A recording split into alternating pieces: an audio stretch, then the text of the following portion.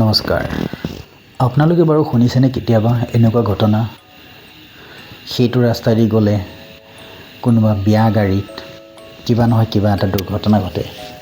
আজি আপোনালোকৰ সন্মুখত এনেকুৱা এটা ঘটনা লৈ আহিছোঁ যিটো শুনাৰ পিছত আপোনালোকে বিশ্বাস কৰিব, হয়, আজিও এই পৃথিৱীখনত কিবা নহয় কিবা এটা বস্তু আছে। বন্ধুসকল, ঘটনাটো বহুত পুৰণা, কিন্তু হয়তো শুনিবলগীয়া ঘটনা হয়। আপোনালোকে কি জানে শুনিছে বা শুনা নাই, কিন্তু আজি এই ঘটনাটো শুনিলে আপোনালোকৰ বিশ্বাস হৈ যাব যেন। মানুহৰ বাহিৰে পৃথিৱীখনত এতিয়াও বহুত কিছুমান এনেকুৱা বস্তু আছে যিটো আমি আজিও নেজানো। বলক দেৰি নকৰি আজি ঘটনাটো আপোনালোকক ক'ব গৈছোঁ। ঘটনাটো জাগিৰোড অঞ্চলৰ জাগিৰোড আৰু নেলীৰ মাজৰ এটুকু সৰু জেগাৰ কথা আপোনালোকক ক'ব গৈ আছোঁ। বন্ধুসকল, এই ঘটনাটো মই যেতিয়া শুনিছিলোঁ তেতিয়া মোৰ ভৰি হাত কঁপি গৈছিলে। মানুহৰ লগত এনেকুৱাও হ'ব পাৰেনে? হৈছিল কি, জাগিৰোডৰ এজন মানুহে বিয়া পাতিবলৈ নগাঁৱৰ ছাইডৰ এজনী ছোৱালী চালে। নগাঁৱৰ ছাইডত যেতিয়া ছোৱালীজনী চালে, জাগিৰোডৰ পৰা আপোনাৰ নগাঁও যাবলৈ হ'লে নেলী ৰাস্তাটো হৈ যাব লাগিব। সেইটোৱে ভাল ৰাস্তা আৰু সেইটোৱে সহজ ৰাস্তা।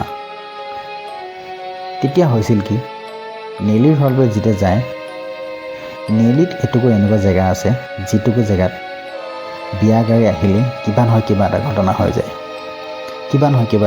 হৈ যায়। তো সেই ঘটনাটো মোক মোৰ এজন বন্ধুৱে কৈছিলে। বন্ধুটোৰ খুৱাকৰ বিয়া আছিল। আৰু তেতিয়া মোৰ বন্ধুটো প্ৰায় সৰু আছিল। সি এই কথাখিনি তাৰ মাহঁতৰ মুখৰ পৰা শুনিছে। বন্ধুটো খুৱাকে যেতিয়া বিয়াৰ কাৰণে নগাঁও ছাইডৰ এজনী ছোৱালী চায়, তেতিয়া সিহঁতৰ প্ৰায় পৰিয়ালে আহি তাক মানা কৰিছিলে, আৰে নগাঁও ছোৱালী চাব যাব নালাগে, নেলী ৰাস্তাটোৱে গ'লে কিবা নহয় কিবা এটা অসুবিধা হ'বই, সেইফালে যাব নালাগে। কিন্তু সি ক'লে, নাই, মোৰ সেইজনী ছোৱালী বহুত পচন্দ, মই তাইকে বিয়া পাতিম, মই তাইৰ লগতে থাকিম। তো পৰিয়ালটোৰ কথা শুনি সি সুধিলে, কি হৈছিলনো এনেকুৱা? একো হোৱা নাই দে, এইবিলাক চব কোৱা কথা।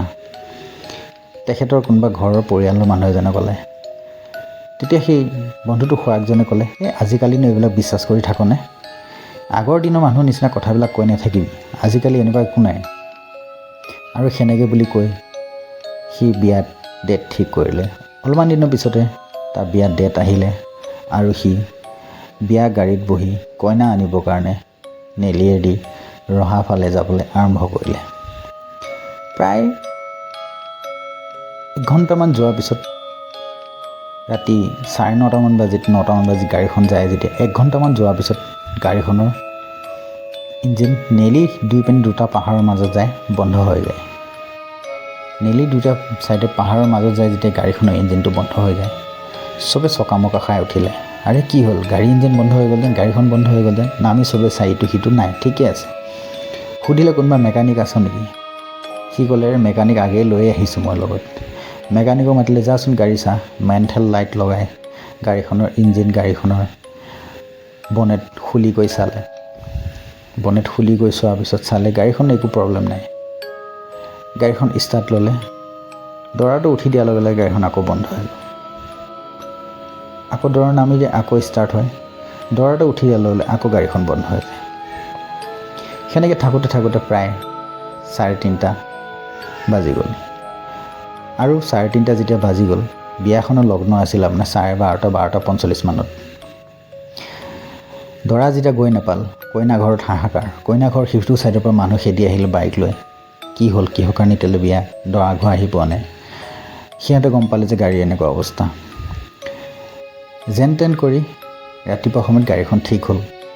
গাড়ীখন ঠিক হৈ গৈ তাৰ পালেগৈ যেতিয়া তাৰ পোৱাৰ পিছত সুধিলে, আৰে আপোনালোকে ইমান দেৰি কৰিলে, কিহৰ কাৰণে এনেকুৱা হ'ল? ক'লে, এনেকৈ তেনেকৈ আমাৰ গাড়ীখন বন্ধ হৈ গ'ল, গাড়ীখন নচলে। তো আপোনালোকে তাত আগে কি দৰা কইনাৰ কাৰণে কাপোৰ দান দিয়া নাছিলে নেকি, কাপোৰ দিয়া নাছিল নেকি? তেতিয়া বন্ধুটো খুৱাকে সুধিলে, কি কাপোৰ দান দিয়া কথা কৈছে? মইতো আগতে এনেকৈ শুনা নাই, মই বাহিৰত থকা মানুহ, মই আজিলৈ নেজানো এনেকুৱা কি হৈছিলে কি নাই হোৱা। যদি আপোনালোকে জানিছিলে আগে কিয় নক'লে? তেতিয়া মোৰ বন্ধুটোক সেই তেওঁ গাঁৱৰে মানুহ কিছুমানে ক'বলৈ আৰম্ভ কৰিলে, আজিৰ পৰা প্ৰায় 30 বছৰমান আগত এই ৰাস্তাটোৰে যাওঁতে এহাল 9 কন্যাৰ মৃত্যু হৈছিল। তো সি সুধিলে, কেনেকৈ হৈছিল 9 কন্যাহালৰ মৃত্যু? জাগিৰোডৰ এখন সৰু গাঁৱৰ এটা ল'ৰাই নগাঁও ডিষ্ট্ৰিক্টৰ এজনী ছোৱালীক দুইটা প্ৰেমত পৰিলে। জাগিৰোডৰ ল'ৰাজনে নগাঁও ছাইডৰ ছোৱালীজনীৰ সৈতে প্ৰেম হ'ল। প্ৰেম হোৱাৰ পিছত ঘৰৰ মানুহে মানিলে, হয় আমি তহঁতৰ দুটা বিয়া পাতি দিম। সি ঠিক সেই হিচাপে যায় ব্ৰাহ্মণৰ ওচৰত চোৱা চিন্তা কৰিলে। ব্ৰাহ্মণৰ ওচৰত যেতিয়া চোৱা চিন্তা কৰোঁতে ব্ৰাহ্মণজনে ক'লে, তোমালোকৰ লগ্ন নাই, তোমালোকে বিয়াত বহিব নালাগে, তোমালোকে এৰাই হৈ যোৱা, নহ'লে তোমালোকৰ বিপদ আছে। ছোৱালীজনীয়ে ক'লে, নাই মই তাক এৰি থাকিব নোৱাৰিম। ল'ৰাটোৱে ক'লে, মই তাইক এৰি মই জি থাকিব নোৱাৰিম। চব কথা বাদ দি সিহঁতে দুটাই বিয়া ঠিক কৰিলে আৰু বিয়া পাতিম বুলি খাটাং কৰিলে। তো জাগিৰোডৰ পৰা সেনেকেই গৈ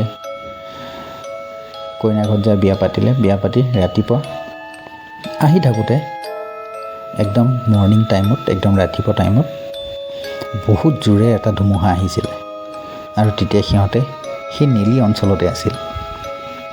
নেলি অঞ্চলত যেতিয়া আছিল, সেই নেলিত ধুমুহাত যেতিয়া গাড়ী চলিব পৰা নাছিলে, তেতিয়া গাড়ী উৰি যাওঁ লাগিছিলে। তো সিহঁতে নামিলে গাড়ীৰ পৰা, নামি ক'লে কি যোনে যেনেকৈ য'ত সোমাব সোমা, লুকাব পৰা লুকা, গাড়ী চাড়ী উৰি যাব পাৰে ধুমুহাত। ল'ৰাটোৱে ছোৱালীজনীয়ে 9 কন্যাহালে ডাঙৰ শিলৰ তলত যায় আশ্ৰয় ল'লে, তাতে লুকালে গৈ যায় বৰষুণৰ পৰা বাচিব, ধুমুহাৰ পৰা বাচিবৰ কাৰণে। কিছু সময় ধুমুহা অহাৰ পিছত মাটি খহি শিলৰ সৈতে দৰা কইনা আৰু লগত দুটামান মানুহ তাতে মৃত্যু হ'ল। সেই মৃত্যু হৈ যেতিয়া তাৰ পিছদিনাখনৰ পৰাই সেই ৰাস্তাৰেদি ৰাতি অহা গাড়ীবিলাকত এহাল দৰা আৰু কইনা দেখা পাবলৈ আৰম্ভ হ'ল। দুদিন এদিনৰ পিছৰ পৰা যেতিয়া ৰাতি গাড়ীবোৰ আহে, তেতিয়া গাড়ীবিলাকত ছিগনেল দিয়ে সেই দৰা কইনাহালে তেজেৰে লেটি পেটি। তেতিয়া সেইখিনি সময়ত মায়ঙৰ পৰা কিছুমান বেজ আহি, কিছুমান তান্ত্ৰিক আহি তাত চোৱা চিন্তা কৰিলে। চোৱা চিন্তা কৰাৰ পিছত ক'লে কি, হ'ব এই ৰাস্তাটোৰ পৰা চব মানুহ অহা যোৱা কৰিব পাৰিব, কিন্তু এটা চৰ্ত আছে, কোনোবাই বিয়া পাতিবৰ কাৰণে ছোৱালী চাবলৈ যায়, এই ৰাস্তাটোতে যদি যায় তেতিয়াহ'লে আপোনালোকে ইয়াত এযোৰ দৰা কাপোৰ আৰু এযোৰ কইনা কাপোৰ আপোনালোকে দান কৰি যাব লাগিব। কাৰণ ইহঁতৰ কাপোৰযোৰ বহুত লেতেৰা হৈ গ'ল, ফাটা চিঙা হ'ল শিলৰ তলত সোমাই। তো সিহঁতে এতিয়া প্ৰেত আত্মা হৈ আছে, যেতিয়ালৈকে সিহঁতে মুক্তি নাপায় তেতিয়ালৈকে সিহঁতে ইয়াতে থাকিব। তেতিয়ালৈকে আপোনালোকে সিহঁতে দুটা প্ৰেত আত্মা থকালৈকে আপোনালোকে ইয়াত বিয়া গ'লে কাপোৰ কানি দান দি যাব লাগিব। ঠিক তেনেকৈ বহুত মানুহে, প্ৰায় মানুহে যোনে সেইফালে ৰাস্তাদি যায় জানে, সিহঁতে সেনেকৈ দান কৰি যায়। কিন্তু মোৰ বন্ধুটো খুৱাইক আচলতে বাহিৰত থকাৰ কাৰণে সেইবিলাক নিয়ম নীতি মানা নাছিলে।